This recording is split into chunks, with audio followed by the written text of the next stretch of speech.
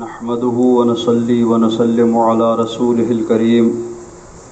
وآله وصحبه الكرام أجمعين ومن تبعهم بإحسان إلى يوم الدين. أما بعد، أعوذ بالله من الشيطان الرجيم. بسم الله الرحمن الرحيم. ما يلفظ من قول إلا لديه رقيب عتيد. صدق الله مولانا العظيم وبلغنا رسوله النبي الأمين الكريم ونحن على ذلك لمن الشاهدين والشاكرين والحمد لله رب العالمين. آئیے سب سے پہلے اپنے آقا و مولا تاجدار مدینہ صلی اللہ تعالی علیہ وسلم کی بارگاہ بے کس پناہ میں درود شریف کا نذرانہ پیش کریں. پڑھیں بآواز بلند اللہم صلی علی سیدنا محمد وعلی آل سیدنا محمد واصحاب سیدنا محمد وبارک وسلم علیہ. حضرات گرامی، میں نے جس آیت کریمہ کی تلاوت کا شرف حاصل کیا، اس میں اللہ رب العزت ارشاد فرماتا ہے ما یلفظ من قول الا لدیہ رقیب عتید، کہ بندہ جو بھی لفظ منہ سے نکالتا ہے تو اس کے پاس اس لفظ کو، اس بات کو محفوظ رکھنے کے لیے فرشتہ ہوتا ہے، نگران ہوتا ہے، جو فوراً ہی اس بات کو محفوظ کر لیتا ہے. پچھلے جمعہ میں اس پر کچھ گفتگو ہوئی تھی. آج اس کے تعلق سے کچھ اور مفید باتیں عرض کی جائیں گی کہ جس سے ہم زبان سے بات کرنے سے پہلے سوچیں کہ ہماری یہ بات محفوظ کر کے قیامت کے دن اللہ کے روبرو سنائی جائے گی، تو یہ سوچ کر کے بہتر سے بہتر بات کریں تاکہ رب العالمین کی بارگاہ میں وہ باتیں سن کر کے ہمیں شرمندگی محسوس نہ ہو. علماء کرام نے فرمایا ہے کہ اللہ تبارک و تعالی نے جو انسان کو جسم عطا فرمایا، اس جسم کے 3 اجزاء ہیں. ایک دل، دوسرا جز زبان، اور تیسرا جز ان کے علاوہ باقی سارے اعضاء، یعنی ہاتھ، پیر، آنکھیں، کان وغیرہ وغیرہ. اور ان اجزاء میں سے ہر ایک جز کو اللہ تبارک و تعالی نے کسی نہ کسی کرامت اور بزرگی سے نوازا ہے. تو دل کو اس بات سے نوازا کہ اس کو اپنی معرفت اور توحید کا محل بنایا. تو اللہ تبارک و تعالی کی معرفت اور اس کی توحید وہ دل میں رہتی ہے. دل سے تصدیق کریں گے، دل سے اس کو جانیں گے، مانیں گے، وہی اصل ایمان ہے. باقی سب چیزیں تو اس پر دلالت کرنے کے لیے ہیں. زبان سے اقرار بھی اس لیے ہے کیونکہ دل سے تصدیق کر رہا ہے یا نہیں کر رہا ہے پتہ نہیں چل سکتا، اس لیے اس پر دلالت کرنے کے لیے زبان سے اقرار کرنا بھی ضروری ہے. اور پھر دل کی تصدیق پر دلالت کرنے کے لیے زبان کے علاوہ پھر باقی اعضاء سے بھی اس کو ثابت کرنا ہے. ہاتھ، پیر، آنکھیں، یہ اگر اس تصدیق کے مطابق عمل کریں گے تو معلوم ہوگا کہ دل میں تصدیق باقی ہے، دل میں یہ اللہ تبارک و تعالی کی وحدانیت، اس کی ربوبیت، سب چیزوں کا اقرار کر رہا ہے۔ لیکن اگر زبان بھی اس کی مخالفت کرے اور دل، باقی اعضاء بھی دل کے مخالف عمل کریں تو اس کی تصدیق میں کچھ نہ کچھ کمی ہے۔ تو اللہ تبارک و تعالیٰ کی معرفت اور اس کی توحید کا محل دل کو بنایا ہے، اور زبان کو کس چیز سے نوازا؟ زبان کو اس کرامت سے نوازا کہ وہ زبان سے اللہ تبارک و تعالیٰ کی وحدانیت کی گواہی دے دے اور اس کے پاک کلام کی تلاوت کر لے۔ تو زبان کو اس کرامت اور بزرگی سے نوازا ہے۔ کوئی چاہے کہ میں ہاتھ سے تلاوت کروں، نہیں کر سکتا، کسی دوسرے عضو سے تلاوت کروں، نہیں کر سکتا، زبان ہی سے تلاوت کر سکتا ہے۔ تو یہ شرف خاص زبان کو حاصل ہے، اور باقی جوارح کو، اعضاء کو طاعات سے نوازا ہے۔ ان کے ذریعے نماز پڑھ سکتے ہیں،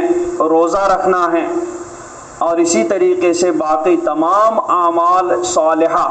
وہ انہی باقی اعضاء سے ہم لوگ ادا کر سکتے ہیں۔ تو انسانی جسم کے اندر یہ تین چیزیں ہیں جن میں سے ہر ایک چیز کو اللہ تبارک و تعالیٰ نے کسی نہ کسی کرامت سے نوازا ہے۔ تو اپنی معرفت اور توحید کا محل دل کو بنایا، اور کلمہ شہادت اور تلاوت قرآن پاک سے زبان کو نوازا، اور نماز، روزہ اور دیگر اعمال صالحہ سے باقی تمام جوارح کو نوازا ہے سب۔ تو اب پھر ہر ایک پر کسی نہ کسی کو مقرر فرمایا کہ جو اس پر مطلع ہو جاتا ہے، آگاہ ہو جاتا ہے۔ تو دل کی حفاظت، دل کی باتیں وہ خود اپنے ذمہ کرم پر لے لی۔ تو دل کی باتوں کو اللہ تبارک و تعالیٰ کے علاوہ کوئی نہیں جان سکتا، مگر یہ کہ وہ جس کو چاہے۔ وہ دل کی باتیں وہ ملائکہ مقربین کرامن کاتبین کو بھی پتہ نہیں چلتی۔ اسی لیے قیامت کے دن جب نامہ اعمال پیش کیے جائیں گے تو بظاہر لگے گا کہ اس کے پاس تو گناہوں کے علاوہ کچھ بھی نہیں ہے، لیکن بہت سارے کاموں کا اس نے دل میں ارادہ کیا ہوگا۔ وہ اپنے نامہ اعمال میں دیکھے گا، پھر جب اللہ تبارک و تعالی، نامہ اعمال تو سیاہ ہوگا لیکن اللہ تبارک و تعالی فرمائے گا اس کا حج بھی لکھ لو، اس کے روزے بھی لکھ لو، اس کی نماز بھی لکھ لو۔ تو کرامن کاتبین کہیں گے پروردگار اس نے تو ہمارے سامنے کوئی حج کیا ہی نہیں، پروردگار اس نے تو ہمارے سامنے اتنے نفل نمازیں پڑھی بھی نہیں، اس نے ہمارے سامنے نفل روزے بھی نہیں رکھے، پھر آپ کیسے کہہ رہے ہیں، پھر تو کیسے کہہ رہا ہے کہ اس کے لیے حج اور نماز اور روزے اور بہت سارے نیک کام لکھ لو؟ تو اللہ تبارک و تعالی فرمائے گا کہ اس نے دل سے عزم مصمم، ارادہ مستحکم کر لیا تھا ان کاموں کو کرنے کا، کہ اگر اس کو اس کی استطاعت ہو جاتی تو یہ وہ کام انجام دے دیتا، اس لیے میں نے اس کے ارادے کو لکھ لیا ہے، اس کے ارادے کے بدلے میں وہ نیک کام میں نے اس کے نامہ اعمال میں لکھ دیا ہے۔ تو دل کے حفاظت، دل کی باتیں، ان سب چیزوں کی ذمہ داری، ان سب کا ذمہ کرم اللہ تبارک و تعالیٰ نے اپنے اوپر لے لیا ہے۔ اور باقی زبان اور باقی اعضاء سے جو کام ہوں گے، زبان سے جو باتیں نکلیں گی ان کے لیے بھی محافظ ملائکہ مقرر فرمائے ہیں، وہ بھی ان باتوں کو بس زبان سے نکلنے کی دیر ہوتی ہے فوراً لکھ دی جاتی ہے۔ اور اعمال کو لکھنے کے لیے بھی فرشتے مقرر ہیں، جو ہی بندہ کوئی عمل کر لیتا ہے فوراً وہ عمل لکھ دیا جاتا ہے، چاہے اچھا عمل ہو یا برا عمل ہو سب۔ تو اس طریقے سے ان تینوں کی ذمہ داری تینوں کو کسی نہ کسی چیز کے تحت لکھنے کا حکم دیا گیا، تو دل کے ذمہ داری خود اللہ رب العزت نے اپنے ذمہ کرم پر لی، اور زبان سے نکلی ہوئی باتیں اور اعضاء سے کیے ہوئے کام، ان سب کے لیے اللہ تبارک و تعالیٰ نے فرشتوں کو مقرر فرمایا ہے، اور یہ ساری چیزیں اللہ تبارک و تعالیٰ کے روبرو قیامت میں پیش ہوں گی۔ اب ہر جز سے اللہ تبارک و تعالیٰ یہ چاہتا ہے، ارادہ فرماتا ہے کہ بندہ وفاداری کرے۔ تو دل کو اگر اللہ تبارک و تعالیٰ نے اپنی معرفت اور توحید سے نوازا ہے، تو وہ چاہتا ہے کہ بندہ دل سے صرف انہی چیزوں کی حفاظت کر لے، میری معرفت کو اپنے دل میں بسا لے، میری توحید کو اپنے دل میں بسا لے۔ تو بندے کو بھی چاہیے کہ وہ اللہ تبارک و تعالی کی اس کرامت کی حفاظت فرمائے، اور دل میں صرف اور صرف معرفت اور توحید الہی ہی بسا دے۔ اس کے ساتھ میں کسی کے لیے حسد کو دل میں نہ رکھے، اس کے ساتھ کسی کے لیے خیانت نہ کرے، اسی کے ساتھ کسی کے لیے دل میں مکر نہ کرے، کسی کے لیے دھوکہ نہ کرے۔ تو دل میں اللہ تبارک و تعالیٰ کی معرفت اور اس کی توحید کے ساتھ ان چیزوں کو جمع نہ کرے، کیونکہ دونوں چیزیں ایک جگہ جمع نہیں ہو پاتی ہیں۔ پھر اگر ایک چیز ہو گئی، اگر دوسری چیزیں بسانے کی کوشش کریں، تو وہاں سے وہ پہلے رکھی ہوئی چیز وہ وہاں سے بھاگنے کی کوشش کرتی ہے۔ اس لیے بندہ پہلے چھوٹے چھوٹے برے کام کر لیتا ہے، پھر اس کے بعد وہ بڑے بڑے برے کام کر لیتا ہے، پھر آہستہ آہستہ جب برے کام گناہوں کے کام کرتے کرتے عادی ہو جاتا ہے، پھر وہ ایک دن گمراہی کی طرف بڑھا جاتا ہے، اور پھر اس کے بعد آخرکار معاذ اللہ اس کا انجام کفر کی طرف بھی اس کو لے جاتا ہے۔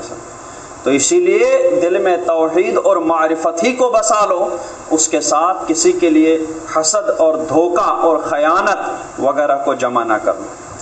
اسی طریقے سے زبان کی وفاداری یہ ہے کہ وہ کلمہ شہادت کو ادا کرے اور قرآن پاک کی تلاوت کرے اور اسی کے مشابہ اور ملتے جلتے کلام کرے، اللہ تبارک و تعالی اور سرکار دو عالم صلی اللہ تعالی علیہ وسلم کے ارشادات کے مطابق اپنی زبان سے کلام کرے، اور اس کے ساتھ میں غیبت نہ کرے کسی کی، اور نہ ہی جھوٹ بولے، اور نہ ہی ایسی باتیں کرے کہ جن باتوں کا کوئی مطلب اور معنی نہیں ہے۔ سب تو زبان سے وفاداری یہی ہے کہ صرف اور صرف اللہ اور رسول کی باتیں کر لیں، اس کے ساتھ میں کسی اور باتوں کو جمع نہ کر لیں۔ اور پھر باقی جوارح کا وفاداری ان کی یہ ہے کہ ان کے ذریعے اللہ کی نافرمانی نہ کرے، اللہ تبارک و تعالیٰ کی رضا کے خلاف کوئی کام انجام نہ دے، اور نہ کسی مسلمان کو، کسی مومن کو ایذا دے، اس کو تکلیف پہنچائے۔ تو اب ان تینوں میں سے یہ وفاداری انجام دے، لیکن اگر کسی کے دل میں کھوٹ واقع ہوا، زبان سے وہ بھلے عمل کر رہا ہے، کلمہ شہادت پڑھ رہا ہے، اعضاء سے بھلے وہ نماز پڑھ رہا ہے، لیکن دل میں اس کے کھوٹ پیدا ہو گیا، تو وہ منافق کہلاتا ہے۔ سرکار دو عالم صلی اللہ تعالی وسلم کے زمانے مبارکہ میں بھی منافقین وہ زبان سے کلمہ شہادت کا اقرار بھی کر لیتے تھے، پڑھتے تھے، قرآن پاک بھی پڑھ لیتے تھے، اور نمازیں اور روزہ سب کام یہ کر لیتے تھے، لیکن منافق کیوں کہلائے؟ کیونکہ ان کے دل میں اس توحید اور معرفت میں خلل پیدا ہو گیا، یہ دل میں تصدیق نہیں بسا پائے، اس وجہ سے یہ منافق کہلائے۔ اور ان کے لیے اللہ تبارک و تعالیٰ نے ارشاد فرمایا کہ یہ جہنم کے سب سے نچلے طبقے میں ہوں گے، کافروں سے بھی، اصلی کافروں سے بھی نیچے طبقے میں ہوں گے یہ لوگ۔ اور جس کی زبان میں کھوٹ پیدا ہوا، کلمہ شہادت، قرآن پاک کی تلاوت اور اللہ اور رسول کے ارشادات، ان کے خلاف اگر زبان نے نکالنا شروع کر دیا، تو پھر وہ مومن ہی نہیں رہے گا، یعنی اللہ تبارک و تعالیٰ کی بارگاہ میں تو نہیں رہے گا، لوگوں کے اندر بھی وہ مومن نہیں رہے گا، لوگوں میں بھی اس کا اوپر کفر کا حکم لگ جائے گا، وہ کافر کہلائے گا، کیونکہ زبان سے وہ جو اقرار کر لیتا تھا اب زبان سے اس نے اسی کے خلاف بولنا شروع کر دیا، تو اب وہ مومن نہیں رہے گا، مسلمان نہیں رہے گا۔ اور اگر اعضاء سے اس نے کوئی خلاف کام کیا جس کے اللہ تبارک و تعالیٰ نے کرنے کا حکم دیا اس نے نہیں کیا، جس سے باز رہنے کا حکم دیا باز نہیں رہا، تو وہ عاصی، نافرمان، گنہگار کہلائے گا۔ تو سب سے خطرناک چیز دل والی بات ہے، اس کے لیے جہنم کا سب سے نچلا طبقہ تیار ہے، اور اس کے بعد زبان سے بھی کفر بولے وہ بھی خطرناک بات ہے۔ بس جوارح میں تھوڑی بہت، یعنی اعضاء میں تھوڑی بہت آسانی ہے کہ اس میں آدمی گنہگار ہو جاتا ہے اور اس کے لیے مغفرت کی امید رہ جاتی ہے سب۔ تو ہمیں چاہیے کہ دل اور زبان کی زیادہ سے زیادہ حفاظت کر لیں،